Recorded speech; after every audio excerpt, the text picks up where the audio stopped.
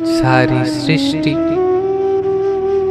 यह के अर्थ में आ जाती है।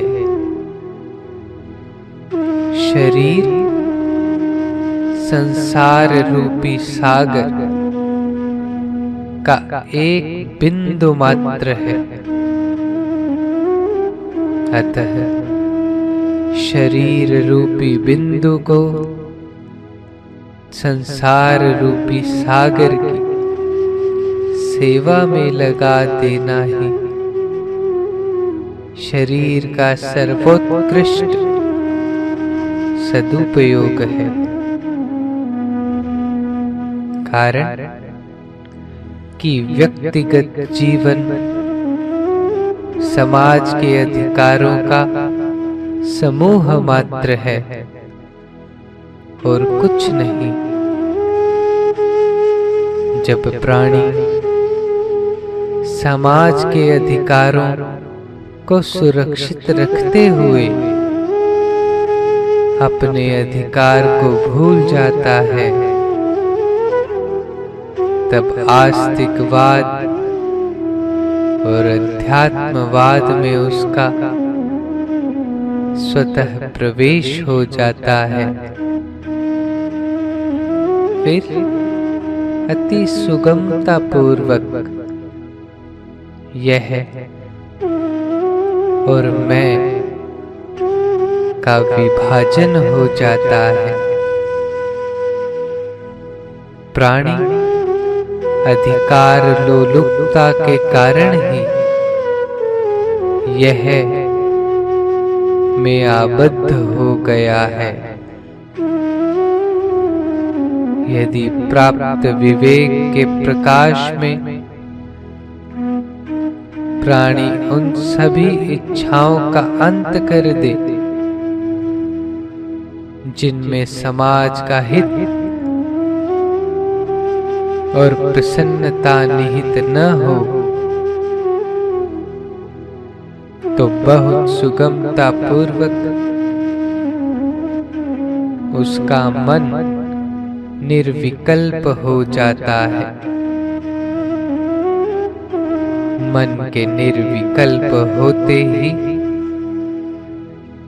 बुद्धि सम हो जाती है।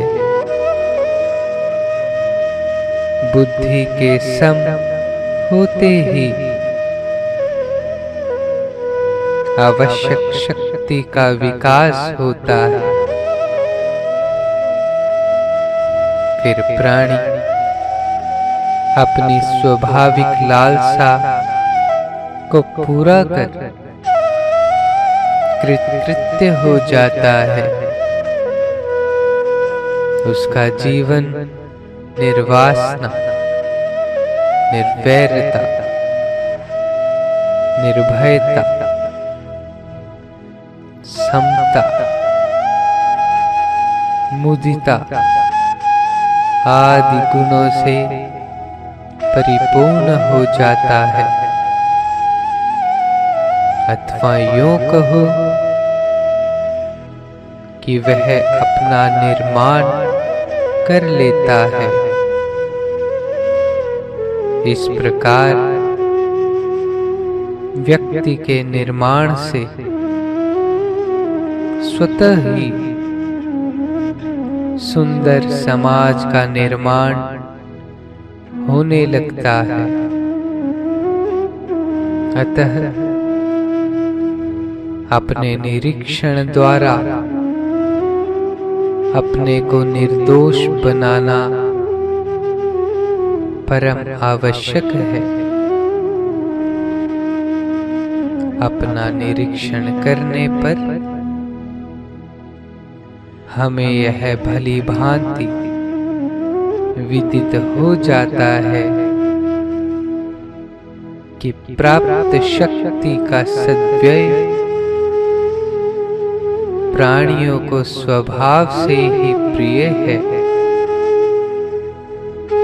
कारण कि जब कोई हमारे साथ व्यवहार करता है और उसमें किसी प्रकार का दोष होता है, तब हम उसके उस व्यवहार को उचित नहीं मानते, तथापि वही व्यवहार प्रमादवश हम स्वयं दूसरों के प्रति कर बैठते हैं। मिथ्या, कटु और आवश्यकता से अधिक या कम बोलना किसी को प्रिय नहीं होता। हम यही आशा करते हैं कि हमसे जो कोई बोले प्रिय, सत्य, हितकर और आवश्यकता अनुसार बोले। बोलने के संबंध में इस प्रकार का ज्ञान हमें किसी ने सिखाया नहीं है,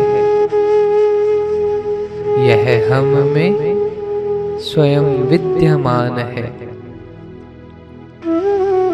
बोलने की शक्ति का सद्व्यय करने पर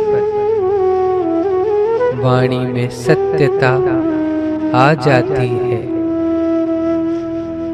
उसके शब्दों का प्रभाव स्वतः होने लगता है, यहाँ तक कि उसके बोले हुए वाक्यों पर प्रकृति भी कार्य करने लगती है। ऐसा यथार्थ बोलने वालों का अनुभव है। उसी प्रकार हमें प्रत्येक इंद्रिय के व्यवहार पर निज ज्ञान के प्रकाश में यथेष्ट दृष्टि पूर्वक निरीक्षण रखना चाहिए, जिससे इंद्रियों की शक्ति का दुर्व्यय न हो। पर यह तभी संभव होगा जब मन में केवल वे ही संकल्प उत्पन्न हो जो शुद्ध हो और जिनका संबंध वर्तमान परिस्थिति से हो, अर्थात अनावश्यक और अशुद्ध संकल्पों के त्याग करने पर ही इंद्रियों का व्यवहार शुद्ध हो सकेगा। उसका परिणाम यह होगा कि आवश्यक संकल्पों की पूर्ति और अनावश्यक संकल्पों की निवृत्ति स्वतः हो जाएगी, अर्थात मन में निर्विकल्पता आ जाएगी। मन के निर्विकल्प होते ही मन के द्वारा जो शक्ति इंद्रियों की ओर प्रवाहित होती थी,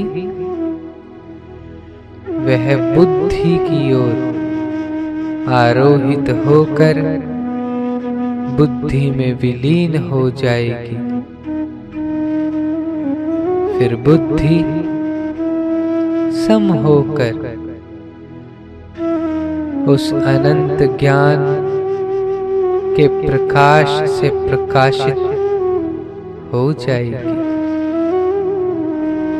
जिससे वह मन, इंद्रिय आदि को शुद्ध प्रकाश देकर व्यवहार में सुंदरता प्रदान कर सकेगी।